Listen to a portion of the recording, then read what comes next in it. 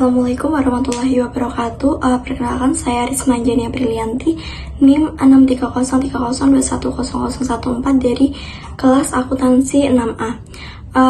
Baiklah, di sini saya akan menjelaskan sedikit proposal penelitian dari saya.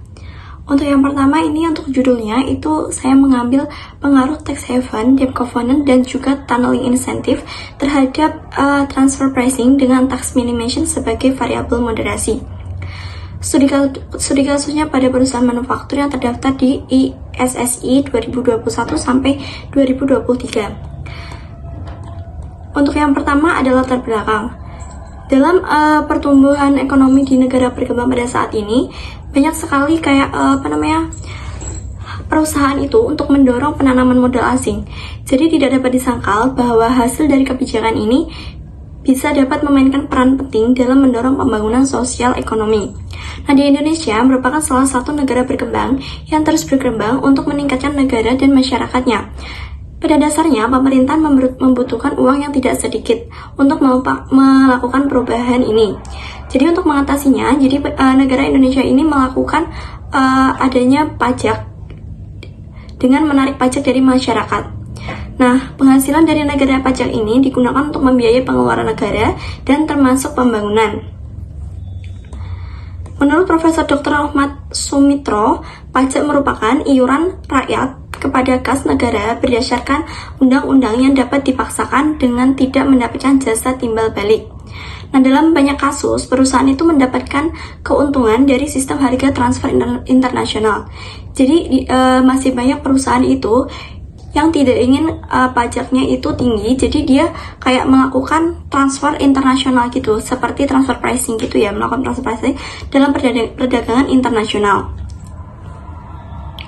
Dalam diagram di atas itu dapat dilihat kasus transfer pricing di Indonesia itu dalam tahun 2021, di mana munculnya kasusnya itu setelah tahun 2016, dan dalam kasus tersebut sebanyak 25 kasus transfer pricing yang terjadi dan dapat terselesaikan itu sebanyak 14 kasus.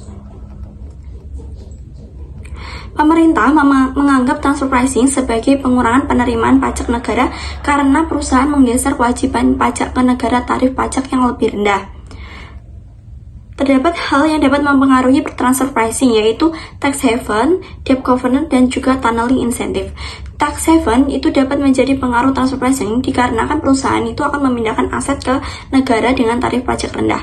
Kemudian untuk perjanjian hutang atau debt covenant itu mempengaruhi seorang manajer untuk membatasi berinvestasi, membayar dividen, dan menambah pinjaman. Sebagai tinggi rasio hutang dalam perusahaan, maka manajer menaikkan laba dengan melakukan transfer pricing. Dengan permasalahan yang telah dijelaskan, maka penelitian memutuskan untuk meneliti dengan judul pengaruh tax haven, debt covenant, dan tunneling incentive terhadap transfer pricing dan tax minimization sebagai variabel moderasinya.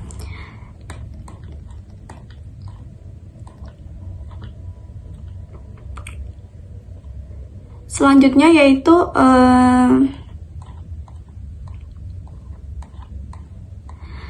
ada beberapa ini ya, kayak tabel buat kerangkanya itu ada banyak nanti, mulai dari yang tax haven, debt covenant, sama tunneling incentive-nya.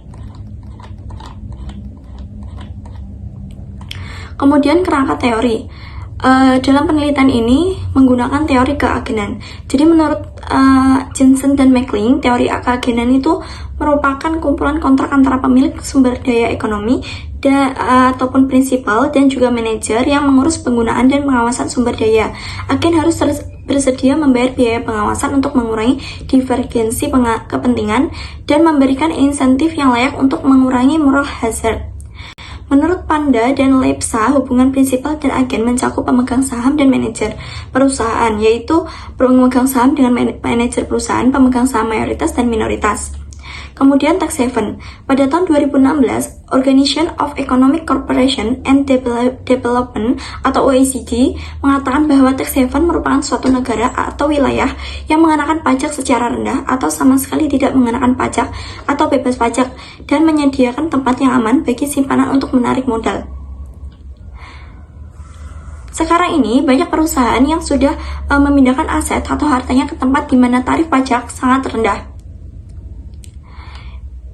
OECD menetapkan kriteria tax haven yang umum diterima oleh masyarakat internasional, yaitu tidak ada pungutan pajak, tidak ada atau tidak efektifnya mekanisme pertukaran informasi, tidak ada transparansi, kebijakan ring fencing atau perlakuan pajak yang berbeda untuk penduduk dan non-penduduk. Kemudian ada debt covenant. Debt covenant juga dikenal sebagai perjanjian hutang jangka panjang, yaitu perjanjian yang dirancang untuk melindungi pemberi pinjaman dari tindakan manajerial yang mungkin tidak sesuai dengan kepentingan terbaik kreditor. Kemudian untuk kerangka penelitiannya, tax haven seperti ini. Tax haven untuk variabel 1, debt covenant variabel 2, dan tunneling incentive variabel 3 berpengaruh terhadap transfer pricing, dan juga untuk tax minimization-nya sebagai pemoderasi. Kemudian hipotesis. Yang pertama ada pengaruh tax haven terhadap transfer pricing. Menurut Budianti, dalam tax haven ini memiliki pengaruh positif terhadap penggunaan praktik transfer pricing. Penyebab pengaruhnya itu variabel tax haven-nya ke arah positif. Jadi diduga karena jumlah nilai mean yang diperoleh lebih kecil daripada nilai standar deviasi. Jadi variabel tax haven ini menunjukkan bahwa tingkat penyimpangan transfer pricing yang dilakukan oleh perusahaan sangat tinggi dan ada kemungkinan besar aktivasi transfer pricing akan terjadi pada berdasarkan temuan penelitian ini. Kemudian tujuan untuk mengatur skema transaksi agar keuntungan perusahaan dapat ditransfer ke negara tax haven dan biaya dibebankan di dalam negeri. Kemudian ada pengaruh debt covenant terhadap transfer pricing. Dalam perjanjian hutang bertujuan untuk mencegah manajer membuat keputusan investasi dan keuangan yang dapat mengurangi nilai klaim dari pemegang kewajiban. Jadi hasil penelitian ini mendukung hasil penelitian dari Rosa 2017 yang menyatakan bahwa debt covenant berpengaruh terhadap transfer pricing. Jadi hasil penelitian ini mendukung teori akuntansi positif yang mengusulkan hipotesis perjanjian hutang. Jika hipotesis ini benar, semua hal lain tetap sama. Jadi semakin dekat suatu perusahaan dalam melanggar akuntansi, semakin besar kemungkinan pelanggaran akuntansi akan terjadi. Untuk yang ketiga, pengaruh tunneling insentif terhadap transfer pricing. Pemegang saham terbesar biasanya memiliki hak yang tinggi untuk berpartisipasi dalam pengambilan menurut teori agensinya. Nah, berdasarkan penelitian dari Lestari dan Hashmi 2022 menunjukkan bahwa tunneling insentif tidak berpengaruh terhadap transfer pricing. Penelitian ini sejalan dengan Kognisi et al. 2021 yang menyatakan tidak adanya pengaruh antara tunneling insentif dengan transfer pricing.